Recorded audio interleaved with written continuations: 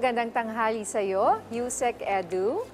At bago po tayo magpatuloy sa ating mga balita, pag-usapan po natin itong isang good deed ng isang tauhan dyan sa NAIA na personal na na-experience ni Yusek Edu. Ayan, sa dami ng naririnig natin ngayon, this is a breath of fresh air, Exactly, shall I say? Tama, no? Partner niya talagang hindi lang po mga daga ang mababait sa NAIA, meron po tang mga airport staff na mababait din talaga, no? Kaya tama yun, partner niya, meron tayong experience, personal experience last Thursday, habang tayo pabiyahe sa Cebu, tayo po nawala ng cellphone sa loob ng NAIA Terminal 2. At sa kabutihang palad, after 30 minutes ay na-recover po natin. Salamat dito sa ating airport utility staff na nagbalik po sa atin, si Sir Marcelino Ogok Jr.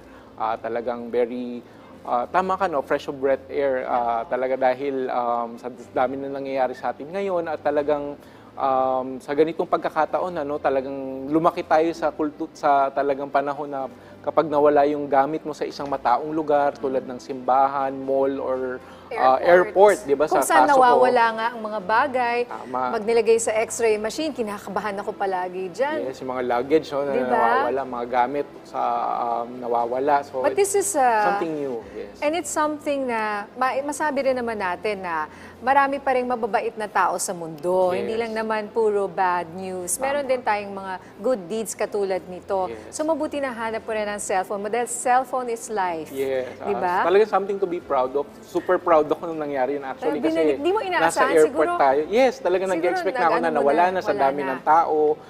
Doon sa toilet ko pa naiwan. So may come and go ang mga tao, lumalabas, butit na recover nga. At point out ko lang, partner, kasi sa ibang bansa, sa mga developed countries, like kunwari, di na tayo lalayo sa mga neighbors natin, Japan, Korea, yan kapag nawala yung gamit mo, hindi naman pupulutin, mababalikan mo. No? So parang we're on our way there. No? It's good to know na we are on our way there na sa bagong Pilipinas nga ay mga tapat ang mga Pilipino. Ayan, magandang balita at mabuhay ka dito sa, ano nga bang pangalan niyo? Marcelino Ogok Jr. Marcelino Ogok Jr. Maraming salamat for sharing this beautiful story with us, Yusek Edu.